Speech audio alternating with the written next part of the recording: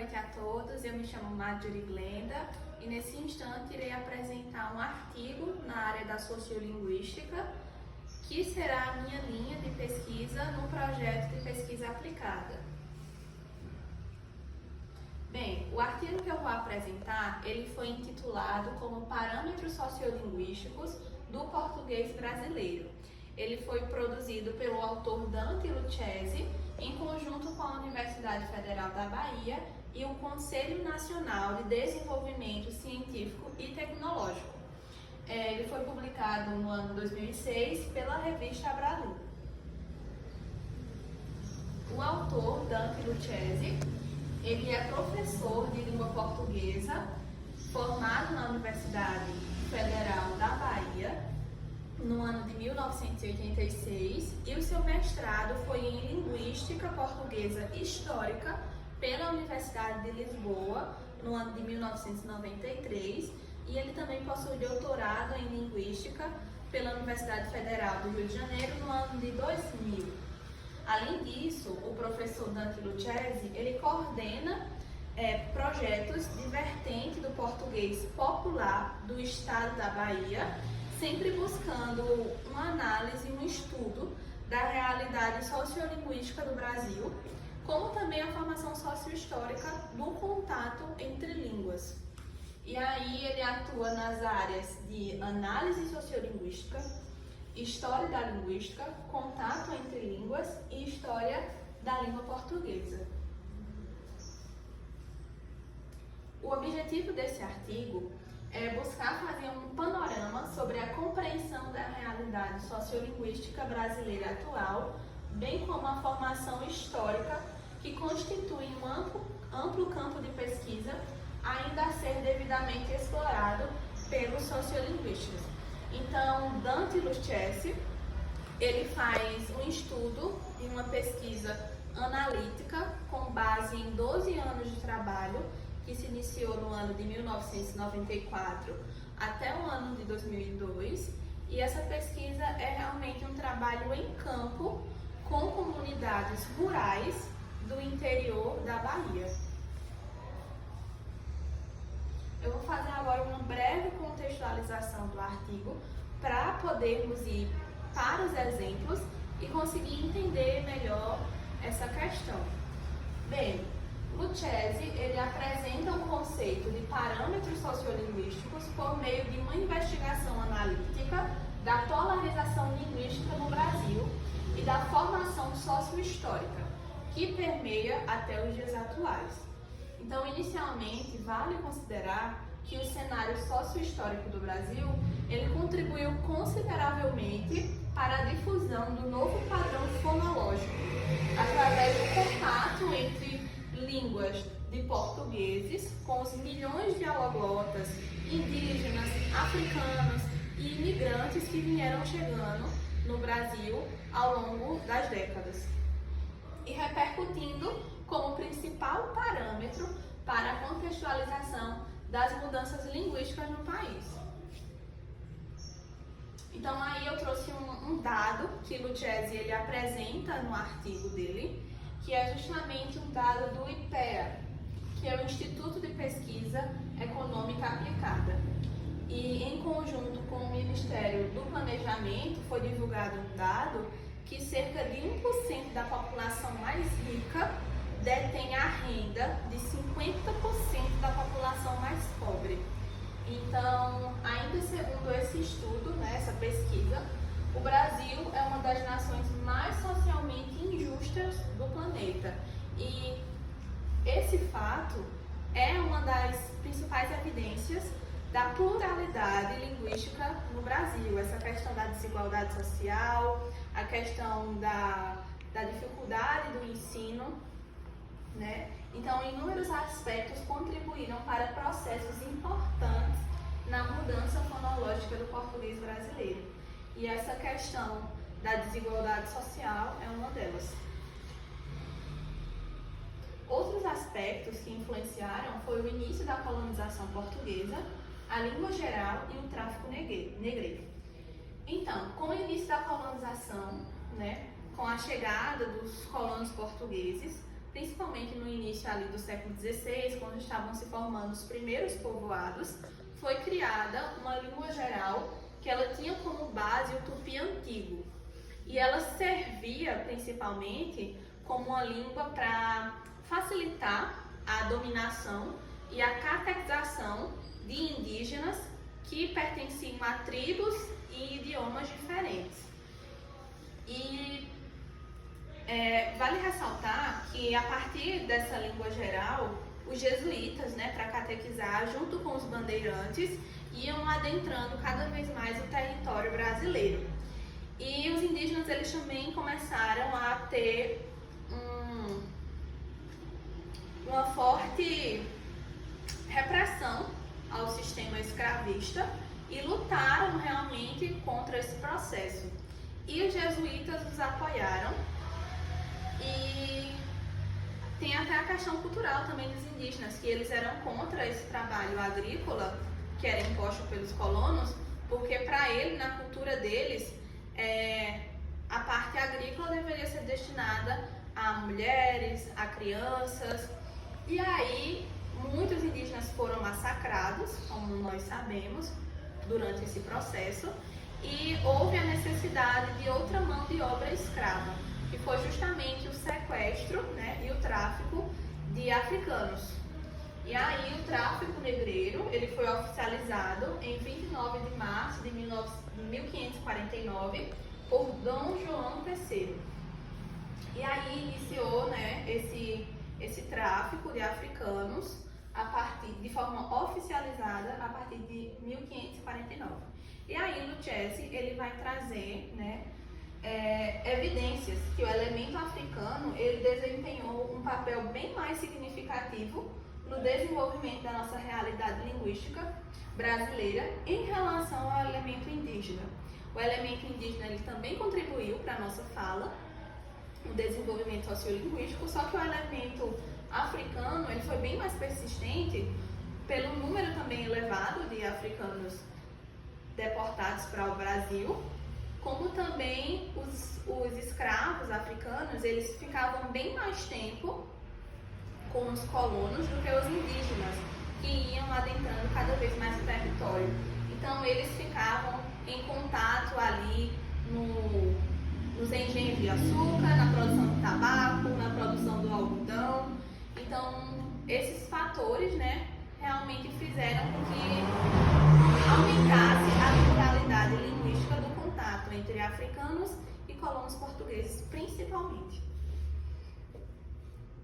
Então, a língua portuguesa, ela passou por drásticas alterações motivada pelo contato brusco entre línguas, que foi numeroso e violento. Os escravos vindos da África, eles tiveram que aprender o português como sua segunda língua em situações precárias, sem ensino correto, sem a gramaticalização e num ambiente de trabalho escravista.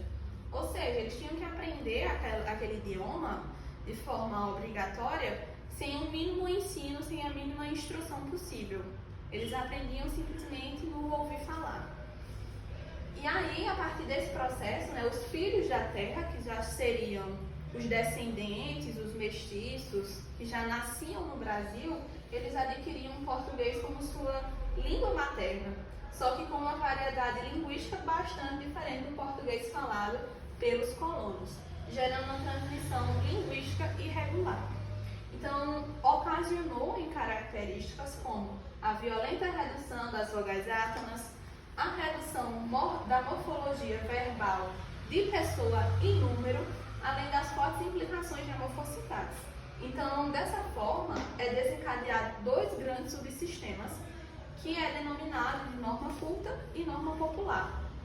E essa condição histórica, ela é atribuída à clivagem social, essa separação, essa segregação social, pelo violento processo da segregação social, econômica e também ao grande mosaico étnico que desencadeou para o processo sociolinguístico no Brasil, que permeia até os dias atuais.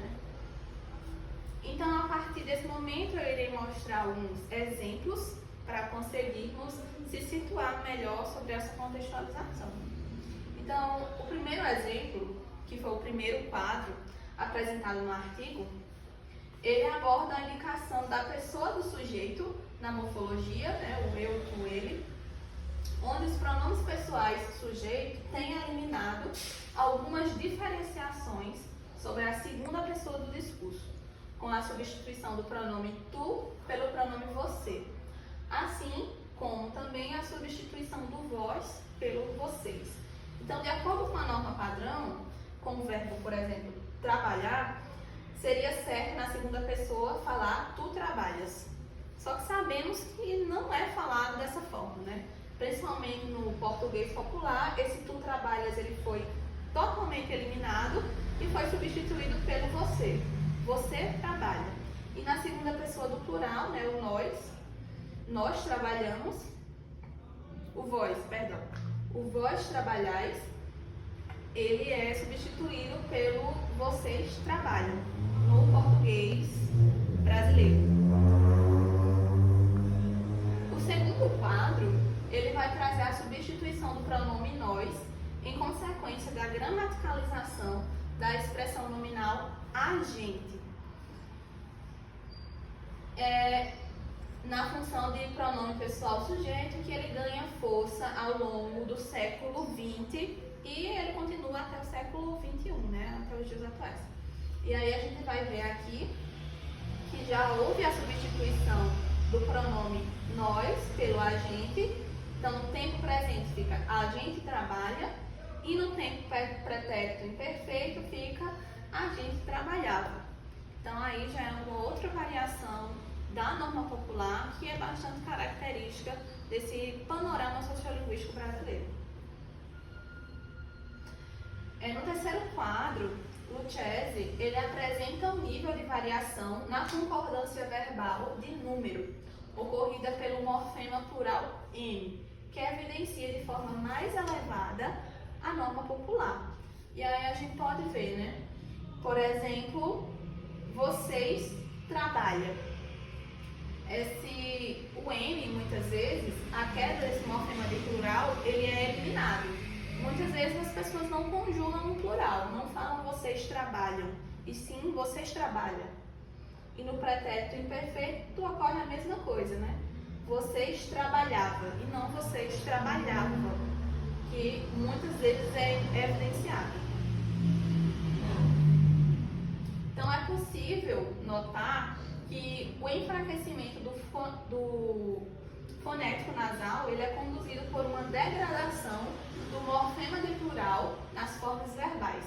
E esse quadro anterior ele vai retratar, né, como a perda desse morfema de plural M praticamente eliminaria a flexão de pessoa e número do verbo do português brasileiro. E aí Lucchesi ele traz também outros exemplos, como por exemplo o verbo diz, né, do dizer, que no plural muitas pessoas realmente colocam o morfema de plural M e fala eles diz e não eles dizem, ou o fez, eles fez e não eles fizeram, mais uma vez evidenciando a queda do morfema de plural M. Esse quarto quadro ele trata a redução da morfologia verbal de pessoa e número na formação histórica na norma popular. Então, é possível notar a redução da flexão verbal, mesmo havendo a permanência do pronome tu e nós. Então, a gente pode perceber aqui, ó, o nós trabalhando. Mesmo havendo a continuação do pronome sem a substituição do agente, muitas pessoas ainda cometem, né, esse desvio da norma de não incluir o plural, cortar o morfema S, né, de colocar nós trabalhando, que é realmente frequente na norma popular. Já nesse último quadro, ele é um pouco diferente dos demais, porque ele vai dar ênfase a uma comunidade rural afro-brasileira, que é uma comunidade de Helvécia, que é localizada no extremo sul da Bahia.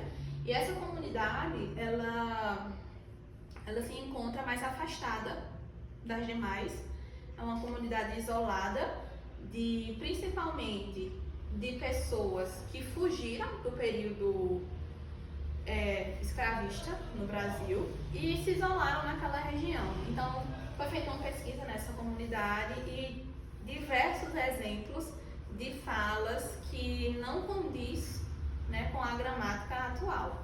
Por exemplo, reúne evidências que a concordância verbal, nesse caso aqui, ele atinge, em alguns casos, até a primeira pessoa do singular. Como no exemplo, ao contrário de falar eu trabalho, muitas pessoas lá falavam eu trabalha. E não só nessa comunidade, né? Porque a pesquisa ela foi feita em Helvécia, mas também em outras comunidades isoladas é possível notar essa variação linguística. Então, concluindo, né, o artigo de Lucchesi, ele trouxe uma minuciosa pesquisa de seu trabalho em campo, com fontes de dados para comprovar de maneira exemplificada o panorama sociolinguístico brasileiro.